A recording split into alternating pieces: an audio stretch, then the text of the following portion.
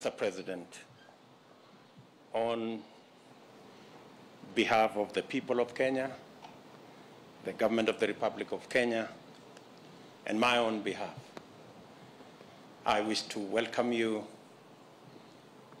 and your delegation to Kenya. You are amongst brothers, you are amongst sisters. Your visit to our country, Your Excellency, your state visit has been long in coming. We have been waiting, and we are grateful that finally you have come, and we are delighted that you are amongst us. This visit, Your Excellency, affirms the cordial relationship between Kenya and South Africa and our shared desire to deepen the bonds between our two countries. The visit is instrumental in developing permanent dialogue between our two countries and building on our common principles and shared values. Kenya considers South Africa as one of her most dependable and strategic ally in this continent.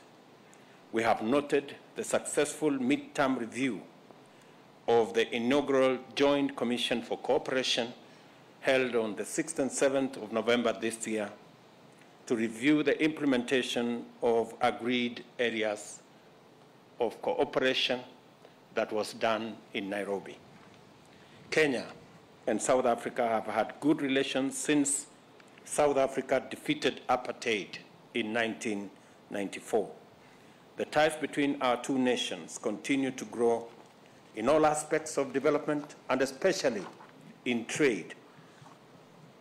And the two countries have ratified the Africa Continental Free Trade Area, emphasizing our shared commitment to the promotion of intra-Africa trade.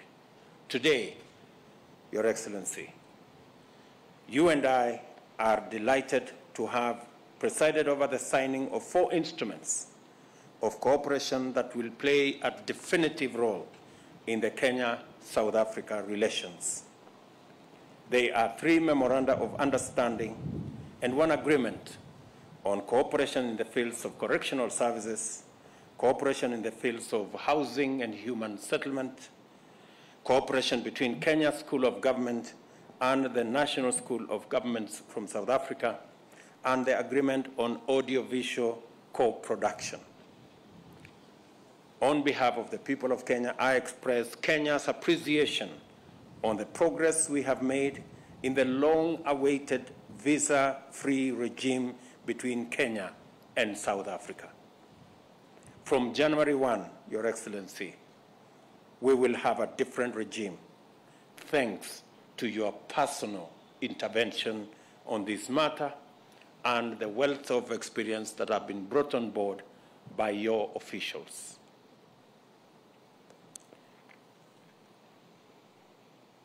Kenyans holding ordinary passports will be allowed to enter South Africa on a visa-free regime for up to 90 days per calendar year. The two countries have also agreed on a return policy when immigration laws and regulations are breached to make sure that bad elements that try to infiltrate our borders are dealt with firmly and decisively. President Ramaphosa and I have also agreed to develop a sustainable mechanism to identify, monitor, and resolve non-tariff barriers that limit the trade potential between our two countries. We can only reap the full benefits of the MOUs and agreements we have signed through the full and effective implementation of all the undertakings we have committed ourselves to. It is important that we continue to demonstrate the viability and usefulness of the JCC mechanism in improving the quality of our relations. We are concerned over the continuing threats to international peace and security, particularly conflicts in the Horn of Africa the Great Lakes region, and the Sahel. These conflicts cause suffering, disorder, and lead to unsafe migration and weakening of states. Your Excellency, I want to thank you specifically for providing the necessary leadership that saw the resolution, at least at the technical level, and now that implementation will be carried out on the matters between Tigray and the government of Ethiopia. Kenya and South Africa commit to play our roles in the pursuit of sustainable peace and security in Africa and the world through the Africa Union Peace and Security Council and UN Security Council frameworks. At the continental level, we laud the just concluded agreement between Ethiopia government and the Tigray People's Liberation Front, brokered by the Africa Union and mediated by President Olusegun Obasanjo and Uhuru Kenyatta and former Deputy President of South Africa, Phumzile Mlambo Ngcuka. We appeal to all parties to ensure the full and comprehensive implementation of the agreement. Kenya and South Africa recognize climate change as a definitive challenge of our time. We reiterate the implementation of the national determined contributions, including adaptation and mitigation efforts and delivery of finance as agreed in COP27. We urge developing nations to meet their obligations and work with other parties to ensure swift implementation of the Climate Change Finance Delivery Plan. I congratulate you, President Ramaphosa, on the launch of the Just Transition Framework for South Africa during the 6th meeting of the Presidential Climate Commission held on 27 May 2022. President Ramaphosa's leadership continues to steer South Africa to greater heights of economic development. Working together is the only way we can achieve shared desire for closer bilateral cooperation and a stronger strategic partnership.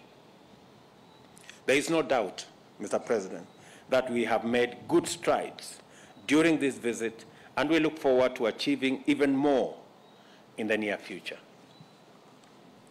I thank you, Your Excellency, Mr. President, for the state visit and convey the best wishes of peace, stability to the government and the great people of South Africa. Thank you, and God bless you. Mr. President.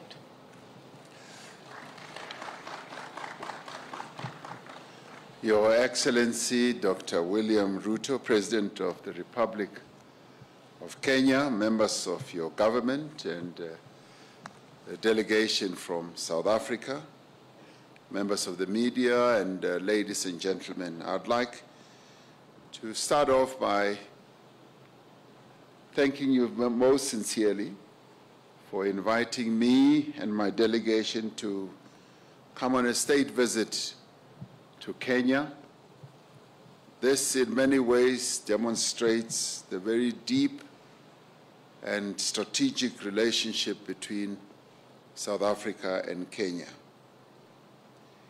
And I'd also like to reiterate our congratulations to you for your election as President of this wonderful country, Kenya, and wish you the very best as you lead this great nation to greater heights.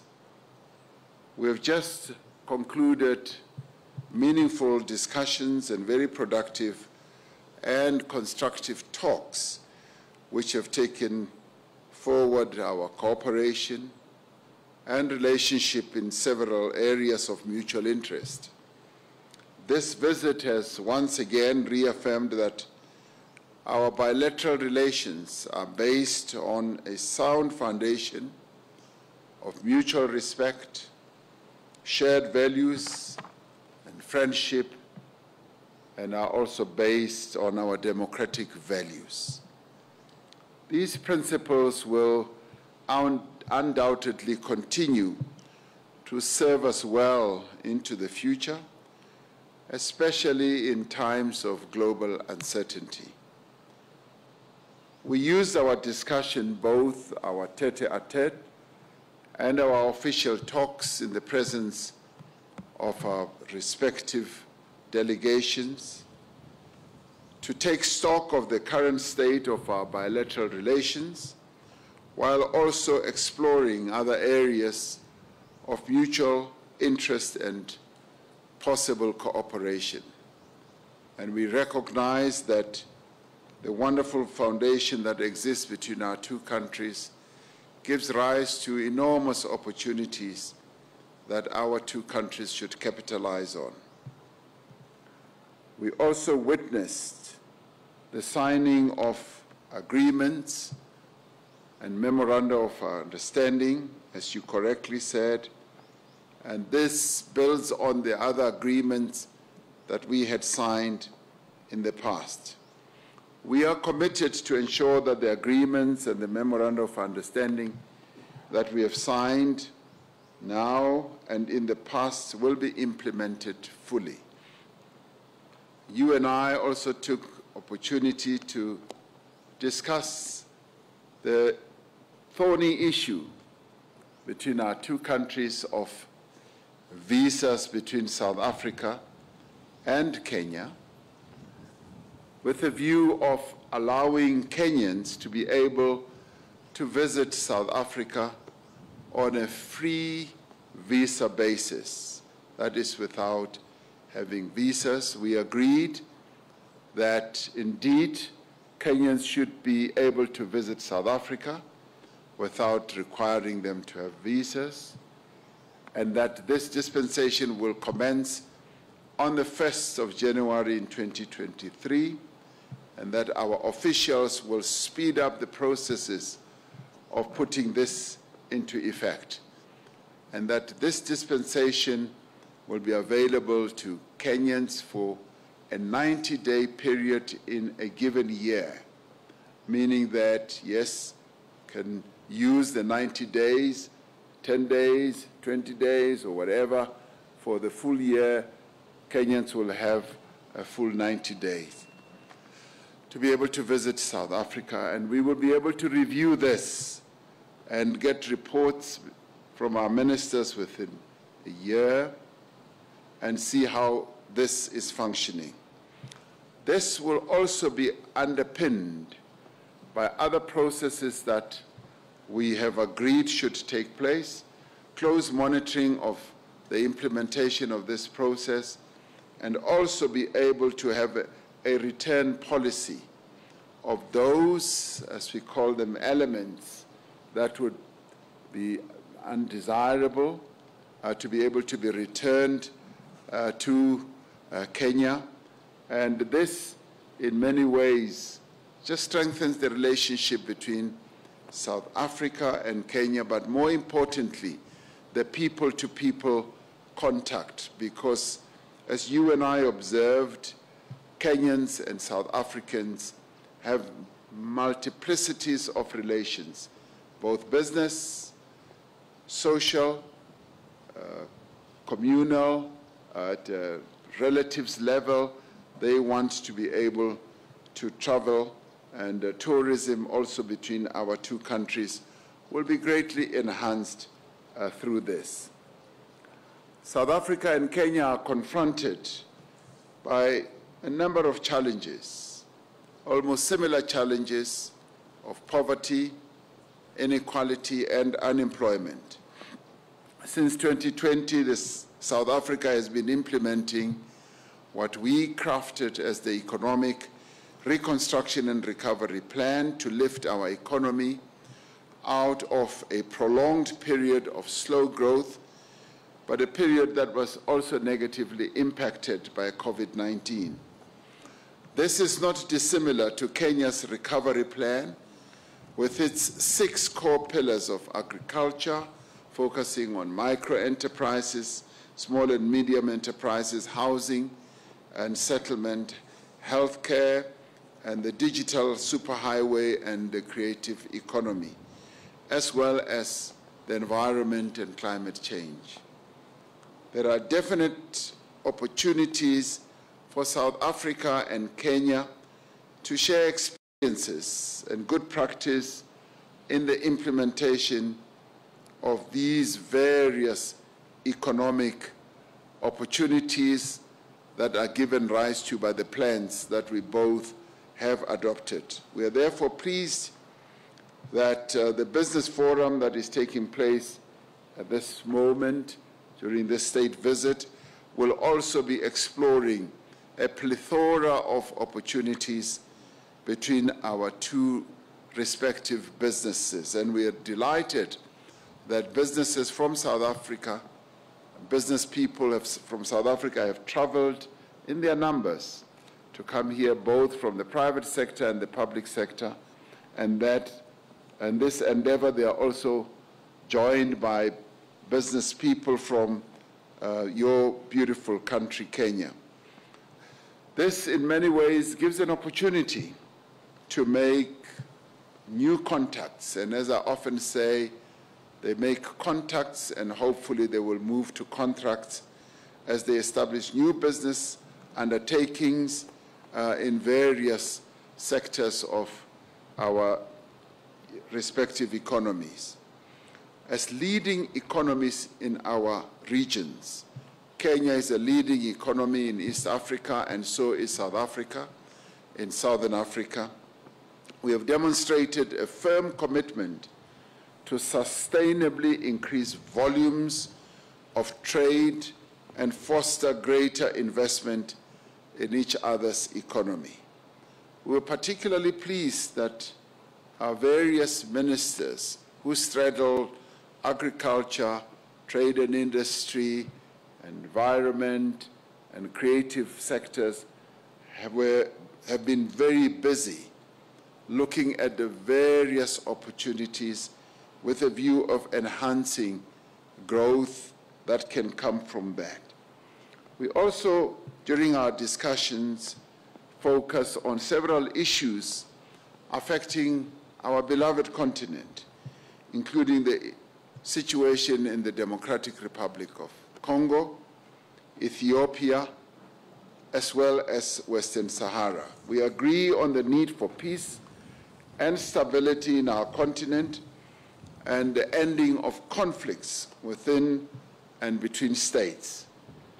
Besides destroying lives and livelihoods, these conflicts greatly retard progress in addressing important social and economic issues. We have therefore agreed that we need to remain focused on issues affecting our regions and our continent and not be distracted by other global matters that are not of our making. We advocate for African solutions for African problems. We took time to thank you for the role that you have played as Kenya in helping to resolve the conflict in Ethiopia between the Ethiopian government and the Tigrayans by deploying former President Uhuru Kenyatta to be joined by former President Olusegun Obasanjo of Ethiopia and former Deputy President Phumzile Mlambo Ngcuka in fostering peace between the two belligerent parties. We were grateful that there was an understanding and a peace agreement that was reached, and we're glad that Kenya did play a very key role in enabling that to happen. And this lives up to having African solutions for African problems, because we have the necessary expertise, experience, the wisdom, as well as institutions and leaders who are able to help our continent to resolve problems affecting Africa. Kenya and South Africa share a common commitment to strengthen and capacitate the African Union to carry out its core mandate of social and economic development of the African people. We have called for global solidarity, fairness, and a rules-based international system, and the reinforcement of multilateralism, which Kenya and South Africa support greatly. And Kenya and South Africa are aligned on the need also to reform the United Nations system, in particular the United Nations Security Council and the transformation of institutions of global governance. You and I have just returned from COP27 in Sharm el-Sheikh in Egypt, where both of us and a number of African countries flew the African flag with regard to ensuring that there is a just transition, as many of our countries on the African continent are currently suffering a great deal from the ravages of climate change. As you correctly pointed out, the droughts that Kenya is experiencing now are unprecedented. And similarly, the floods and the droughts that South Africa is currently experiencing now are unprecedented. And this just goes to show that climate change is serious, but at the same time, we need to make sure that the more developed economy countries that have contributed greatly to the climate damage should be the ones who carry the burden of making sure that the loss and the damage that developing economy countries like South Africa and Kenya are properly compensated, and that those countries live up to the commitments that they have made. And thank you very much for congratulating South Africa for reaching the Just Energy Transition Agreement or deal with the 5 countries.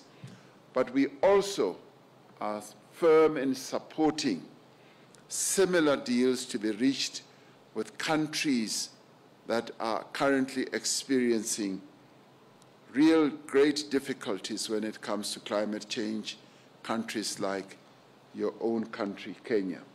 It is our hope and conviction that our relations, President Ruto, will deepen and that cooperation will grow to cover a greater diversity of areas. And as you and I said, we've just scratched the surface when it comes to opportunities that lie out there, which you and I will be outlining to the business community who we will meet later. We are building an enduring partnership between Kenya and South Africa that will benefit all our people and that will make an important contribution also to the development of our continent. So we thank you for welcoming us here to Kenya. We're really delighted, and we almost feel like Kenyans today. Thank you very much.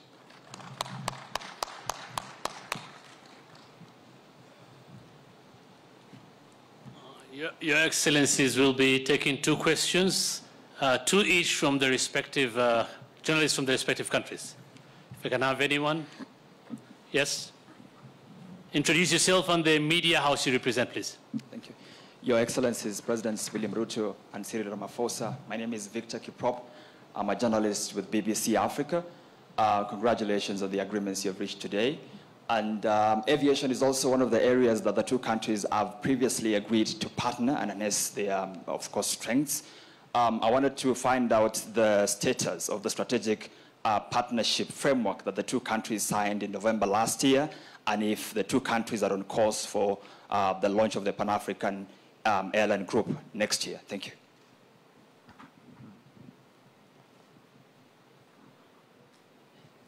Next question.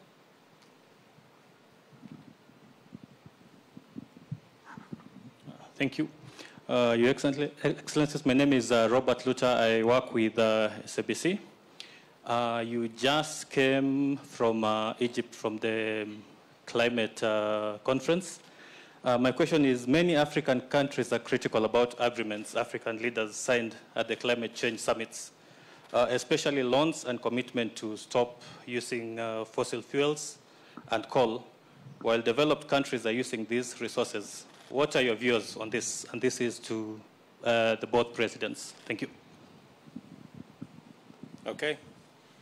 I think we can take those two first, and then we can take the final two. On the matter of South Africa Airways and Kenya Airways, this was a subject of discussion between me and President Ramaphosa and our teams, and we have agreed that that agreement should be progressed forwards.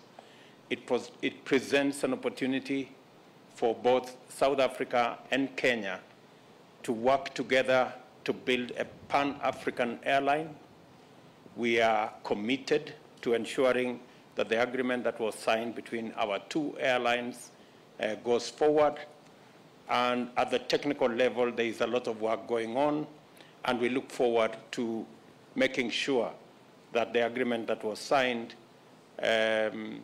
eventually brings about a Pan-African airline. And on the subject of the agreements that was signed, I think specifically the agreements that were signed in Sharm el-Sheikh were not necessarily about exploitation of hydrocarbons.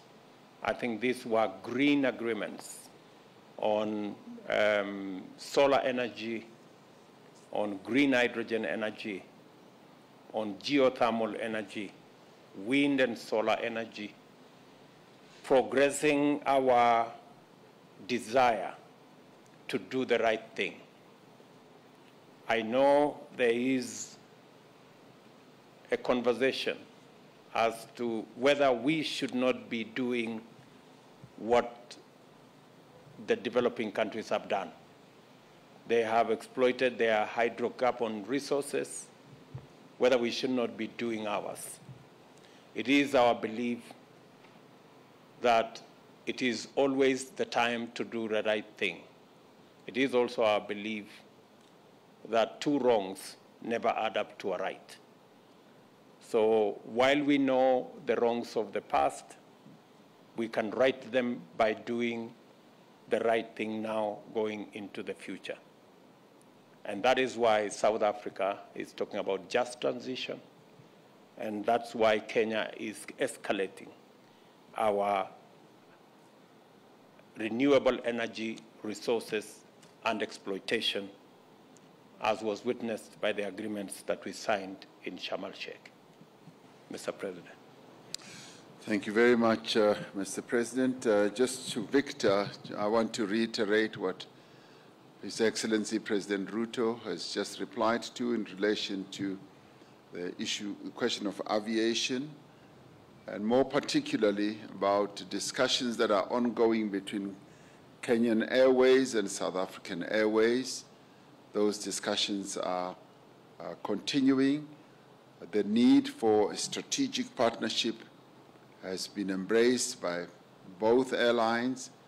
We both occupy strategic points or places on the continent, and there is a great need for a very wonderful strategic partnership to be struck, and the two airlines are now involved in seeing the exact nature of that partnership. And obviously, one of the great benefits that lie out into the future is to having a Pan-African airline that will be able to take our people on the continent from various places, and Kenyan Airlines as well as South African Airlines will play a critical role in making our people to travel with greater ease. So discussions are ongoing.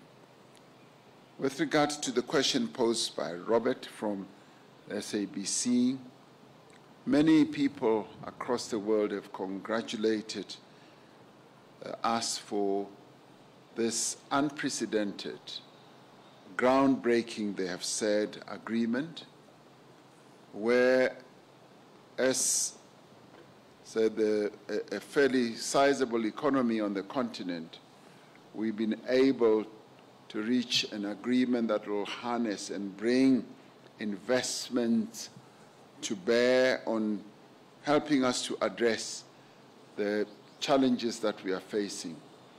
As a country, we have adopted a nationally determined contribution where we have indicated how we are going to address the challenges of climate change and what specific actions we will take. The reality of this matter is that climate change is here. It's here, and we have to address it, whether we like it or we don't. The floods, the droughts, and many other horrific occurrences that are happening, we've got to address. And admittedly, South Africa is, say, the 12th contributor to the climate damage, but Africa as a whole just contributes about 1%. So we have seen the need to address what we can contribute. Now, we have fossil fuel based energy generators, and some of them have been generating electricity for years. One of those has just been retired, and it was not retired because we just wanted to do it. It had reached the end of its life, as it often happens with fossil fuel generated power stations. They reach the end of their lives, and it's our decision whether we want to be ahead of the curve or not and embark on new and renewable green energy sources. That's what we have chosen to do, ahead of us being compelled by the exigencies of the moment, that we should take proactive steps to begin to protect the work opportunities of people who work in those fossil fuel generators, as well as the communities that live nearby or affected communities. And it is in this regard that we have decided that we need to embark on clean energy transition, where we will look at a variety of renewable platforms. And in this case, we have come up with a business plan that is going to enable us to look at 3 specific areas: how we can generate electricity from a variety of sources. And as a country, we are committed to mixed energy source. There are retiring power stations that are coal-fired that we want to retrofit, to change so that they embark on another journey, if you like we have done with one Komati, where we are retrofitting it so that it can have a new lease of life, but at the same time, we should be aware of the just transition, be able to ensure that working people are not left stranded and communities are not left stranded. And this is in line with our principle, which is leave no one behind. And indeed, there are other areas that we want to go into. Hydrogen sector beckons. It is calling us. It's a new economy, and this green economy or green process is offering us new opportunities. And we believed that through this agreement we will be able to embark on new opportunities, new interventions, as well as move towards electric cars. South Africa is a very big motor vehicle manufacturer, and many countries, particularly in Europe, are already moving towards electric cars. And our plan is taking us in that direction. we do believe that it will be wrong for us just to remain tied to the old and trusted ways that we've always had, which are depleting, which are really running out of capability, whereas there's a new world, a new economy that is opening up.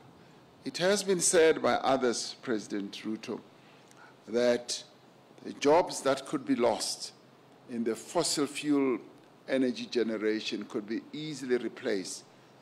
One job could be replaced by up to 3 new jobs. And that is the direction that we are headed in. So this renewable energy offers us enormous opportunities in solar, in hydro, in wind, in hydrogen, and in a variety of ways. So we're saying that we should not be fearful. We should be brave enough so long as the transition does not leave our people behind. Thank you. Thank you. The last 2 questions. Good day, Your Excellencies. My name is Mugel Wahlachwayo from Reuters. My question is regarding the visa-free agreement. Does the return policy apply to citizens of both countries? And do you see this visa-free policy extending to other countries in the East African community?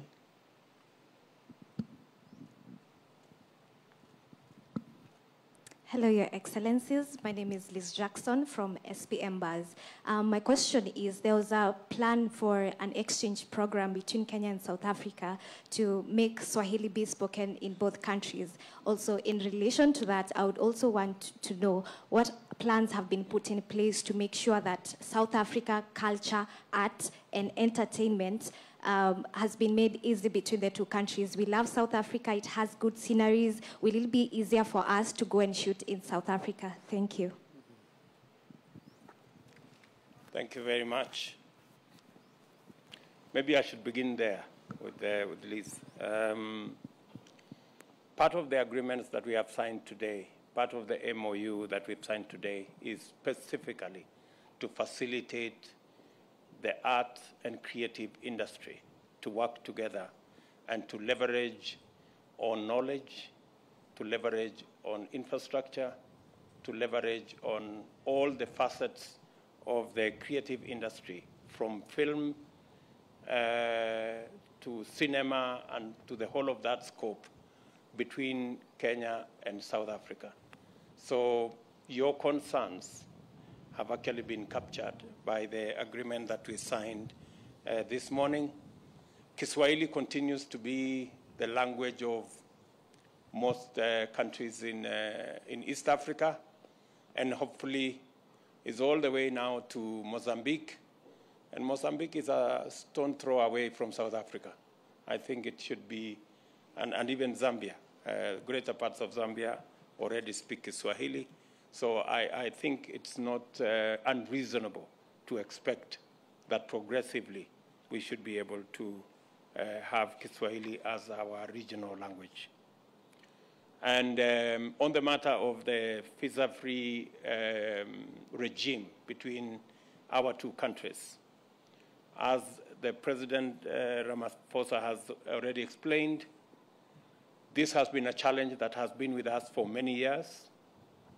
I thank President Ramaphosa and his team for unlocking this huge potential between our 2 countries, that under the new regime, we can build a greater relationship in business, in culture, in communal relationship, in social relationships, because we can be able to move much more in a better framework.